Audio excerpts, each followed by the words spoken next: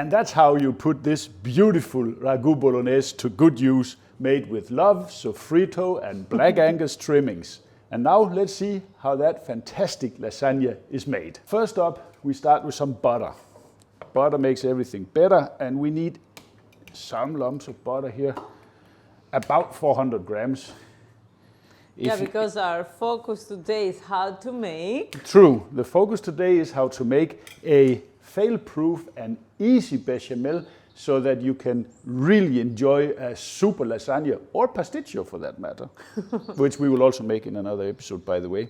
We start this on low heat and melt it slowly. We don't want it to burn, we just want it to melt. And normally now you would start adding your flour to create a roux, but that can easily get lumpy. So to avoid that, we are actually turning the recipe around, and we are starting with the milk.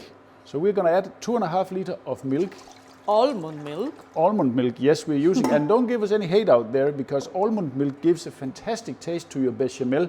It has that little nutty backdrop and slightly roasted flavor. It makes an excellent bechamel. Obviously, if you're so inclined, you can use cow milk.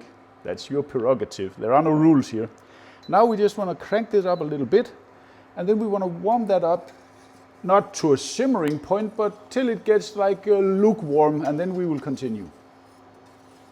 When the pot is warm to the touch, then we start adding our flour, and we do that spoon by spoon, or whatever you call it, scoop by scoop. Sprinkle it over the top. And stir. And then you simply stir that in. That's the only difficult part, actually. But it doing takes bechamel. a couple of minutes. But you need to stir this way, the flour doesn't lump at all. You don't have to whisk rigorously. You just stir, and it dissolves all on its own. And then what kind of flour? All purpose. It doesn't have to be anything special. And then we go in with the second one, dissolve that, and we continue till all the flour is gone. We are using, for this 2.5 liters, 800 grams of all purpose. If you're using cow's milk, you will reduce that to 600, but with almond milk you need a bit more flour to make the recipe work well. When everything is nice and combined, then we're going to continue warming and cooking till we have the desired consistency we want. But right now is the time to put in our spices, and we are going in with a healthy amount of nutmeg. Put as much as you want. We love nutmeg, so we want a lot. Definitely we're going to go in with a couple of nuts, I would say. We will taste it at the end. Maybe we will give it a little bit more. We have a tendency to put more, actually. Then a tablespoon of sea salt, or almost a tablespoon of sea salt, and then a healthy couple of turns on the old pepper mill here, and that should do it. And then we just continue warming up, crank it a little bit, and then we continue until we have a nice thick bechamel sauce. Maybe 2-3 more minutes, not more. If it doesn't work, guys, for whatever reason, and it stays thin, you can always add extra flour to come to the consistency you like. But this one will get nice and thick all on its own. But I think that's the easiest, really, recipe to make bechamel, and it's so delicious. In my opinion, yes. I have made it a ton of times with the roux, and so many times you get small lumps and stuff there. Plus, it's easier this way because you don't have any stress about it. You have to thank my Mimo. She was good. True that. See you in a couple of minutes. And that is the easiest, thick, smooth bechamel you will ever make. And now comes the fun part, and almost the last part.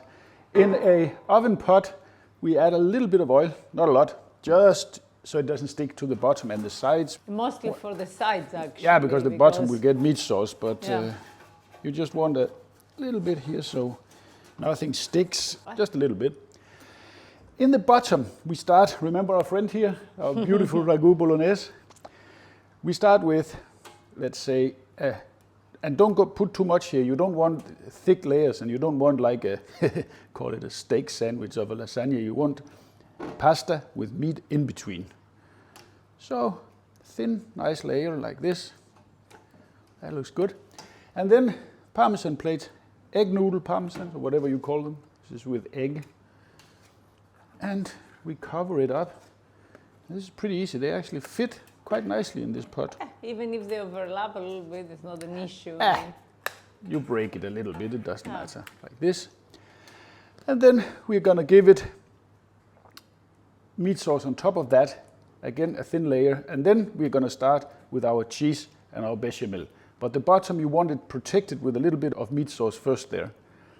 And also the bottom layer of the pasta to cook as well. Exactly. The juices of the meat, exactly. That kick us. So that's why you start with meat and no cheese bechamel, and then the plates, and then we start with the rest of the layering here. Then on top of this, we're gonna give it a good sprinkle of freshly grated Parmesan. You can do different cheeses if you so want. I have seen mozzarella being used or whatever. You can even use ricotta if you are so inclined, but we are gonna go with some Parmesan cheese here on each layer. We love Parmesan. And yeah, you could also mix it 50-50 pecorino. That's also a nice flavor. It's a little bit more salty.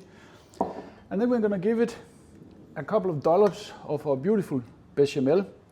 You don't need to worry about spreading it out evenly. It will spread on its own. Just a couple of dollops here on this layer. Then when cooking, it will spread nicely. Yeah, it will spread, exactly. It will spread on its own. So there is no reason to start smooching around in that. And then we do one more layer of plates. Put them the other way so that we get sort of a crisscross up through the layers we have here. Looks good, huh? And more meat sauce. And basically we continue till we reach up to about this level, if you can see. And then we're gonna add bechamel for the rest.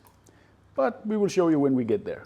This is filling up beautifully, and we are at the last layer here, at least if I look at how much meat sauce I have left. So the final ones with the plates here. Let me just take off the corner there so it fits a little bit better. Same here. And we could turn them around and put them like this. You can play puzzle with this if you so want to. It's like Tetris. Yeah, it is a little bit like Tetris, yeah. So these here on the side. That looks nice. The last of our meat sauce. Let's see if I can get that in here. There's not so much left for the last layer, but that's fully okay. There is plenty of meat sauce in this all the way through. Spread it out a little bit. Looking beautiful. A little bit of cheese again. Nothing like freshly grated Parmesan. And that's gonna give such nice flavor. It's gonna melt beautifully in here. It's gonna be nice. Shall we give it the roll? Yeah, why not? Why not? You can't go wrong with Parmesan. No, and don't be stingy with stuff like that. Anyway, many people, they put cheese also in bechamel. We never do that. No, that's, you can do that actually. You could easily mix in half a kilo of shredded mozzarella in this if you so wanted to. And then we're gonna go over with all of our beautiful bechamel here. Like a sea of goodness here over the top. That's the crown on top. It absolutely is. And it will level itself. Yeah. Easy. I'm gonna spread it out a little bit with the ladle, but we're just pouring it over. We want all of it on here, so we get that nice thick layer on top. Bit. Spread it to the corners.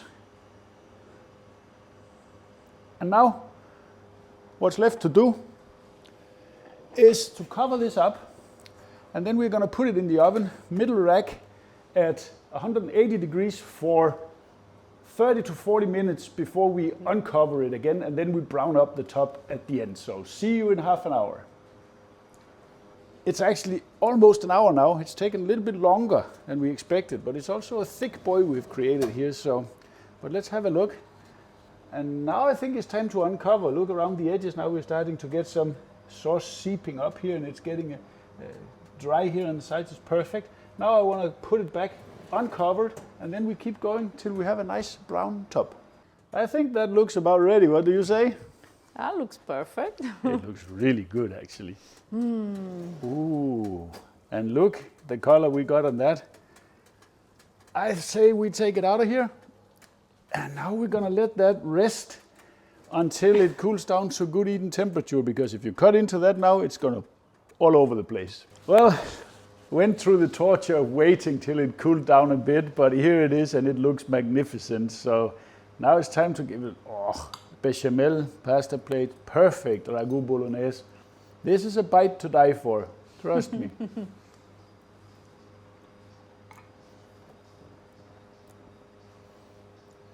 I could eat this for breakfast. Well, I know you have in the past. I have done it before. It's fucking fantastic. Sorry, pardon my French here, but it's really, really good. The ragu is perfect. All the layers, not too much meat, not too saggy or anything like that, and a perfect amount of bechamel. That to me is perfect lasagna.